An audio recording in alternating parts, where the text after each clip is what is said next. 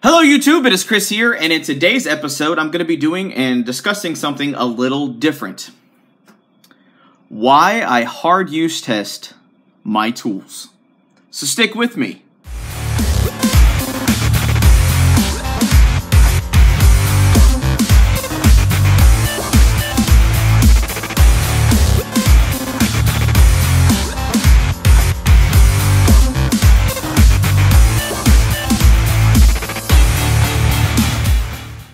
Welcome back, everybody. Thank you for sticking with me. Now, the subject matter today is why I hard use test my tools. It's very simple. There are plenty of tools, from flashlights, camping gear, outdoor tools, knives, multi-tools, everything else that has kind of been made or designed to function a certain way. Makes sense, right? Well, what I like to do is I like to test any and every tool how it's supposed to be tested. And then under extreme circumstances, and I do reference in every single video where I do this at, in extreme testing, I will punish a tool. I will push it past its limits. And if it passes, for me that is outstanding. That is amazing. That means to me, under the highest levels of duress, stress, and torture a tool can be put under, I know for a fact that it will pass. And I know that I won't, when it passes, what I mean by that is, I'm a little frustrated, so bear with me if I sound a little weird. A lot of people give me crap for it, and frankly, I don't really care. Because this is my channel, and I kind of do what I do. And for me, it provides me with confidence. If everyone in the world told me that the Paramilitary 2 was the greatest knife of all time, and it didn't pass my tests, and I haven't actually fully tested it yet, but if it doesn't test, I'm not going to have it. Does that mean that you have to all go and throw away the 300 million Spyderco Paramilitary 2s out there in the world? Absolutely not. As an EDC knife, it's gonna perform really well. However, it's a compression lock. It's a different type of locking mechanism. I'm curious to see how strong the locking mechanism is. For me, it's all curiosity, which is why all of my battery of tests tend to be the same. Now, there was a recent video, actually just today, published by Cutlery Lover. Jeff, he's a great guy. This guy has so many videos about knives. Even if he was absolutely ignorant about knives when he first started, due to the sheer amount of videos this guy has pushed out, he has picked up a crap ton of knowledge, and that's amazing. But we kind of ran over the Schrade 503 new Sherlock locking mechanism that they came out with, and I was like, oh, I'm excited because it was supposed to be like the newest and strongest locking mechanism they've ever created. Like I stated in the video, on my test video, and I'll put a link to that in the description box below, and I'm also going to link Jeff's video. He brings up some valid points, but I think it was a little incomplete to the point of view I was trying to get across, and this is why I'm making this video. This flashlight, for instance, is rated IPX8 water resistance. It's designed to be supposed to be able to drop it at this distance.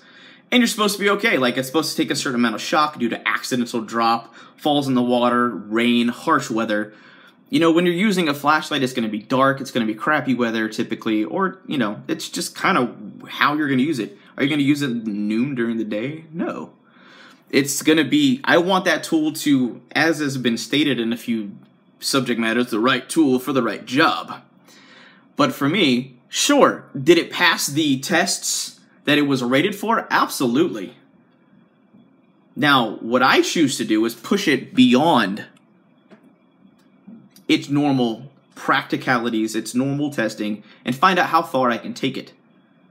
If it passes, holy crap, that is amazing. That means that under almost any circumstance that I could fathom that I would ever be put in, that flashlight is going to perform excellently. I'm not going to have any issues with it at all. Still, there are some people who do not share my opinions and views, and that is completely fine. I love hearing positive and negative comments and opinions regardless. So after this video is over, leave them down below. I will answer them all anyway. Now, Another thing that was referenced was Cold Steel. They created the Triad lock, and you guys see them doing their proof tests all the time. They are fun to watch, very entertaining. But I think behind the facade of the cool factor and the excitement and the high energy and the shock value they're trying to portray in the videos, there is a very realistic test. There's a scientific basis to why they base their locking mechanism, so they make it so strong.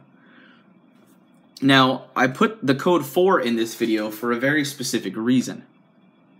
Drop down in the comments below and help me with this. Do you guys consider this like a really hardcore tactical folder? I don't. It's really slim, it's lightweight, it's very classy looking. It's something that I would wear if I go out on a date.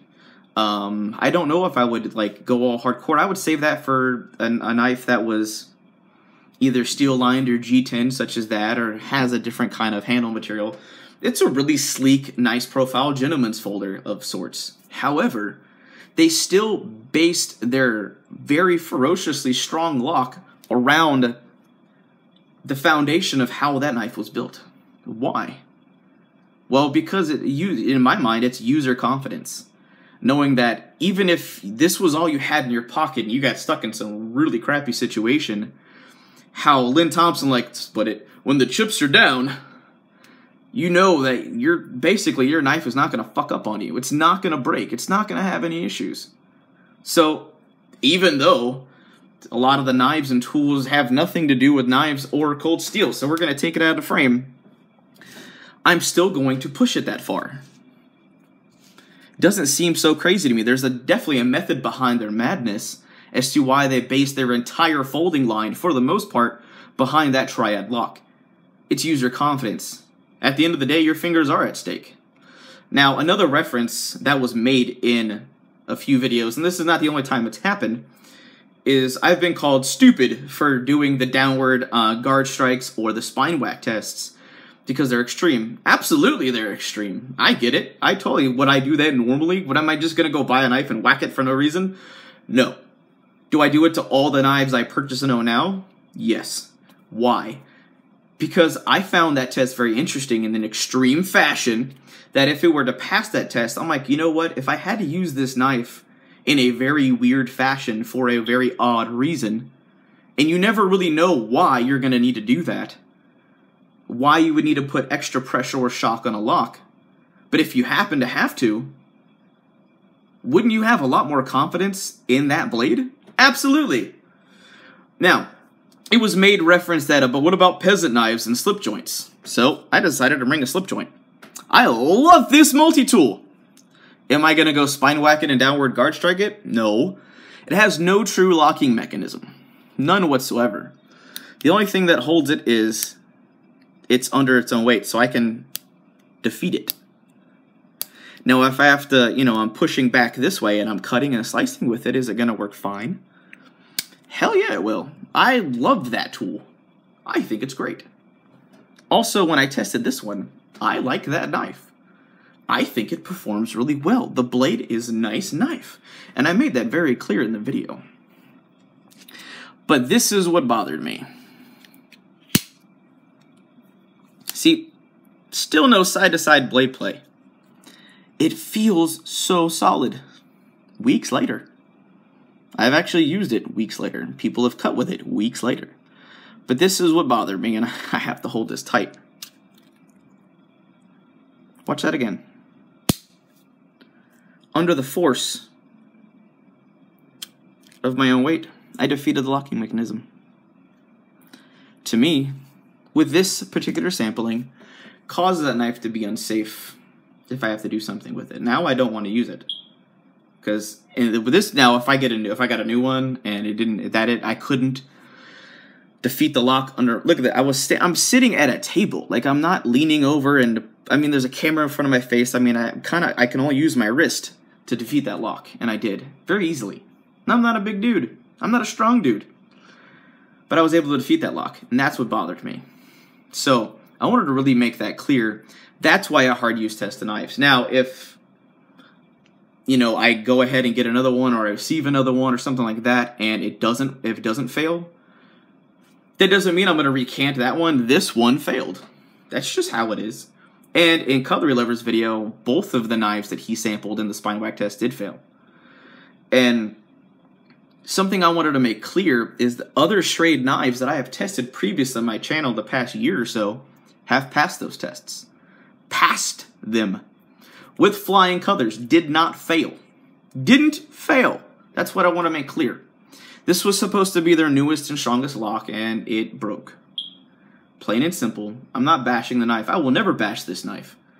I think as a cutting tool, the geometry of that blade, the ergonomics of the handle are awesome. I like it. Budget friendly. It's priced right. It works. The knife as a knife is great. However, that was supposed to be the new best thing, the new cool locking mechanism for 2016, and it failed. On my instance, and it didn't. And I'm not the only person who has seen that happen. Now, finally, I'm gonna make this really fast. I'm not trying to like talk and rant forever. This right here, flashlight. This was just on my channel. I just uploaded it today. I beat the crap out of that flashlight. Are you ever going to, like, throw your flashlight in the middle of I-35, running down through rush hour and run it over with 100 cars? Probably not. Probably not. As weird as this sounds, what if you're with your buddies in a truck out in the woods and you're mudding or you're spotlighting some deer, which I'm pretty sure, and, like, you see one on the road, and you're trying to, like, spotlight it to get it to move out of the way, something like, something weird, and you guys are using your flashlight because you don't have a spotlight on your vehicle, and you were to drop that. And you're like, oh crap, where'd it go? Shock test on the pavement of the grass or the gravel, wherever you're at. You know that flashlight's not going to fail. If it's in wet or muddy or dark, crappy conditions, you're probably reasonably considering it's not going to fail. Even if it's cold, you're reasonably considering it's not going to fail. I push tools past their limit for a reason. And they're my reasons. And today I'm explaining why I choose to do so.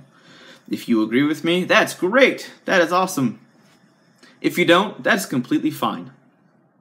But I'm letting you know, this is why I hard use test flashlights, knives, and tools. And I'm not going to do it to every single flashlight, knife, or tool.